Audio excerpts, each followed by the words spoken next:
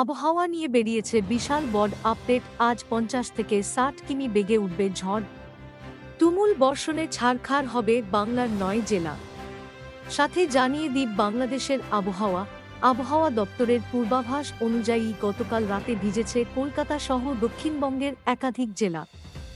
আজও বাংলার বিভিন্ন অংশে চলবে ঝড় বৃষ্টির তাণ্ডব, এমনটাই জানিয়েছে আবহাওয়া দপ্তর। হাওয়া অফিস জানিয়েছে, ঝাড়খণ্ড, ছত্তিশগড় ও ওড়িশার উপর একটি নিম্নচাপ অক্ষরেখা রয়েছে। এর জেরেই বঙ্গোপসাগর থেকে প্রচুর পরিমাণে জলীয় বাষ্প ঢুকে এই বৃষ্টি হচ্ছে। আবহাওয়া দপ্তর সূত্রে খবর, আজ থেকে 20 মার্চ পর্যন্ত দক্ষিণবঙ্গের একাধিক জেলায় বৃষ্টি চলবে।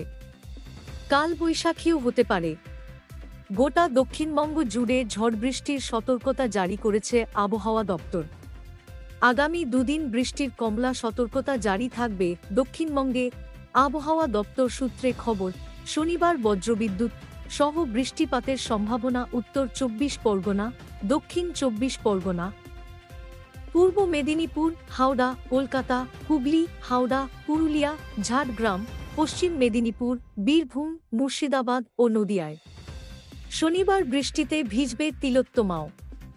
এদিন দক্ষিণবঙ্গের সব জেলাতেই বৃষ্টির পূর্বাভাস রয়েছে। 16 মার্চে গোটা দক্ষিণবঙ্গে বজ্রবিদ্যুতের কারণে কমলা সতর্কতা জারি করেছে আবহাওয়া দপ্তর। আজ 50 থেকে 60 কিলোমিটার প্রতি ঘন্টা বেগে ঝোড়ো দমকা হাওয়ার বইবে। ওদিকে বাড়বে তাপমাত্রাও। চলতি সপ্তাহেই তাপমাত্রা আরও 2-3 ডিগ্রি বাড়তে চলেছে বলে জানানো হয়েছে। পাশাপাশি জারি থাকবে বৃষ্টির দাপট।